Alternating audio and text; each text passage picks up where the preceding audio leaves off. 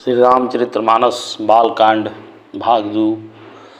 मंगल भवनय मंगल हारी कबहु सुदशरथ अजिर बिहारी। मंगल भवनय मंगल हारी कबहु सुदशरथ अजिर बिहारी। गोस्वामी तुलसीदास महाराज कहते हैं, साधु चरित शुभ चरित कपासु अनिरस विशद गुण मैं भल जासु। जो सही दुख परिछिद्र दुरावा बंधन जेहि जग जस पावा। मंगल भवन मंगल हारी द्रवहु सुदशरथ अजिर बिहारी। संतों का चरित्र कपास के चरित्र के समान शुभ है, जिसका फल नीरस विशद और गुणमय होता है। इसमें वह भी नीरस है, कपास उज्ज्वल होता है। संत का हृदय भी अज्ञान और पाप रूपी अंधकार से रहित होता है, इसलिए वह विशद है और कपास के गुण होते हैं। इस प्रकार संत का चरित्र भी सद्गुणों का भंडार होता है, इसलिए वह गुणमय है। जैसे कपास का धागा सुई के लिए किए हुए छेद को अपना तन देकर ढक देता है, अथवा कपास जैसे लोढ़े जाने, काते जाने और बुने जाने का कष्ट सहकर भी वस्त्र के रूप में परिणित होकर दूसरों के गोपनीय स्थानों को ढकता है, उसी प्रकार संत स्वयं दुख सहकर दूसरों के छिद्रों को, दोषों को ढकता है, जिसके कारण उसने जगत में वंदनीय यश प्राप्त किया है। आगे कहते हैं, मुद मंगल में संत समाजू अजो जग जंगम तीर्थ राजू। राम भक्ति जस सुर सही धारा असर सही ब्रह्म विचार प्रचारा। संतों का समाज आनंद और कल्याण में है, जो जगत में चलता फिरता तीर्थ राज प्रयाग है, जहाँ उस संत समाज रूपी प्रयागराज में राम भक्ति रूपी गंगा जी की धारा बहती है और ब्रह्म विचार का प्रचार सरस्वती जी के समान होता है। मंगल भवनय मंगल हारी द्रवहु सुदशरथ अजिर बिहारी। आगे कहते तुलसीदास महाराज, विधि निषेध में कलिमल हरनी अकरम कथा रवि नंदन भरनी। हरिहर कथा विराजति बेनी असुनत सकल मुद मंगल देनी। सुनन सकल मुद मंगल देनी। विधि और निषेध, यह करो और यह न करो रूपी कर्मों की कथा कलयुग युग के पापों को हरने वाली सूर्य तनया माँ यमुना जी और भगवान विष्णु और शंकर जी की कथाएँ त्रिवेणी रूप से सुशोभित हैं, जो सुनते ही सब आनंद और कल्याणों को देने वाली हैं। आगे कहते हैं महाराज तुलसीदास जी, बटु विश्वास चले निज धर्मा तीर्थ राज समाज सुख कर्मा। सबहि सुलभ सब दिन सब देसा असेवत सादर शमन कलेसा। सेवत सादर शमन कलेसा। उस संत समाज रूपी प्रयाग में अपने धर्म में जो अटल विश्वास है, वह अक्षय वट है और शुभ कर्म ही उस तीर्थराज का समाज है। वह संत समाज रूपी प्रयागराज सब देशों में सब समय सभी को सहजहीं प्राप्त हो सकता है। आदरपूर्वक सेवन करने से कलेश को नष्ट करने वाला है। आगे कहते हैं, अकध अलौकिक तीर्थ राऊ, अदेई सद फल प्रकट प्रभाऊ। वह तीर्थराज अलौकिक और अकथनीय है एवं तत्काल फल देने वाला है, उसका प्रभाव प्रत्यक्ष है।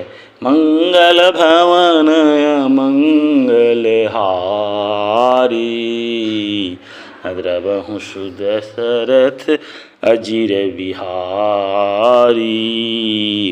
तुलसीदास जी बड़ा दुआ के माध्यम से कहते हैं, सुनि समुझहि जन मुदित मन मजहि, अति अनुराग ललहि चारि फल अछत तनु, साधु समाज प्रयाग।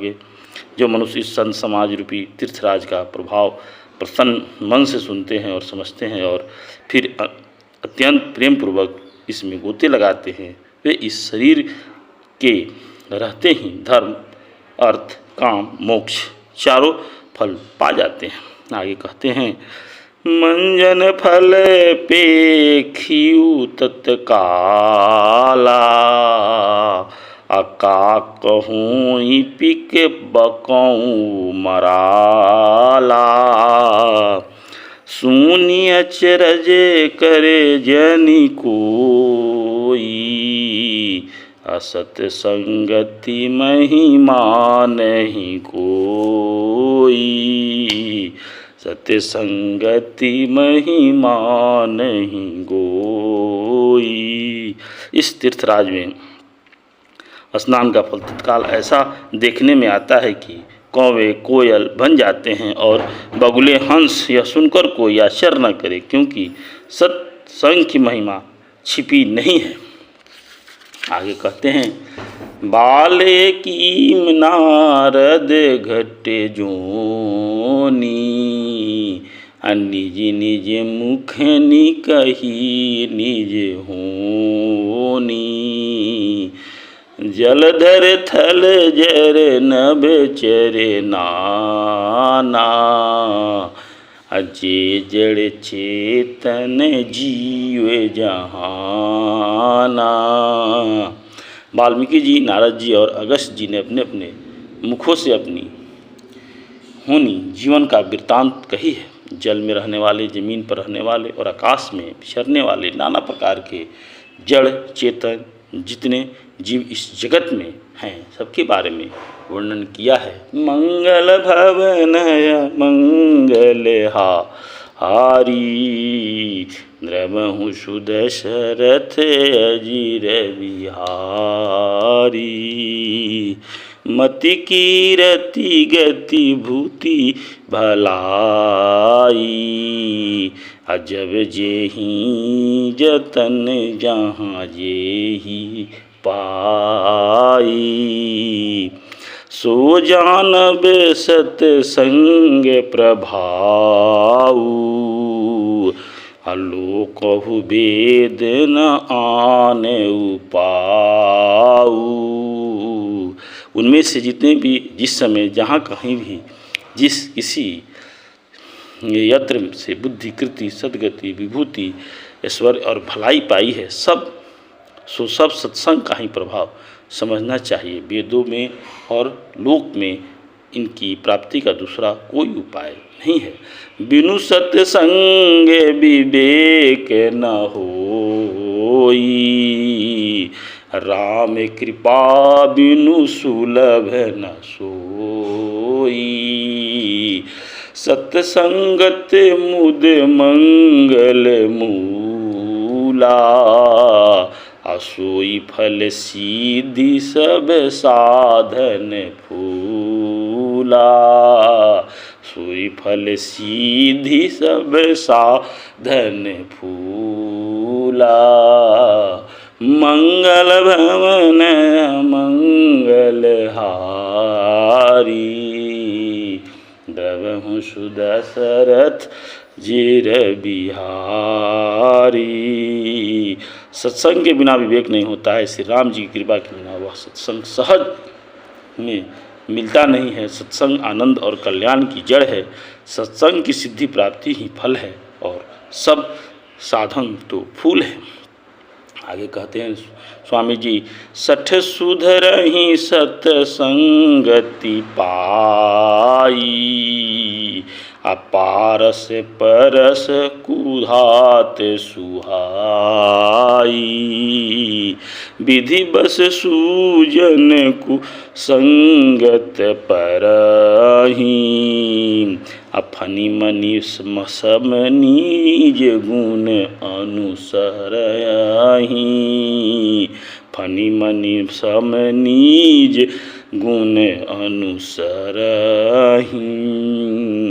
दुष्ट भी सत्संगति पाकर सुधर जाते हैं। जैसे पारस के संपर्क में लोहा सुहावना हो जाता है, सुंदर सोना बन जाता है, किंतु देवयोग में यदि कभी सज्जन सुसंगति में पड़ जाते हैं तो वे वहाँ भी सांप के मणि के समान अपने गुणों का ही अनुसरण करते हैं। अर्थात जिस प्रकार सांप का संसर्ग पाकर भी मणि उसके विष को ग्रहण नहीं करता है, उसके सहज गुण प्रकाश को नहीं छोड़ती है, उसी प्रकार साधु पुरुष दुष्टों के संग में रहकर भी दूसरों को प्रकाश ही देते हैं। दुष्टों का उन पर कोई प्रभाव नहीं पड़ता है। मंगल भवनय मंगल हारी, द्रवहु सुदशरथ अजिर बिहारी। विधि हरि हरे कवि कोविद बानी, अकहत साधु महिमा सकुचानी। सुमूसन कही जात न कैसे, आशा के बनिक मनि गुण गण जैसे। साक बनिक मनि गुण गण जैसे। ब्रह्मा विष्णु शिव कवि और पंडितों की वाणी भी संत महिमा का वर्णन करने में सकुचाती है। वह मुझसे किस प्रकार नहीं कही जाती। जैसे साग तरकारी बेचने वाले से मणियों के गुण समूह नहीं कहे जाते हैं। इसलिए भगवान गौर स्वामी तुलसीदास जी महाराज जी कहते हैं कि संत की संगति से में सुसंगति आती है। और आगे की कथा में अगले भाग में सुनाऊंगा। जय श्री राम, जय श्री राम।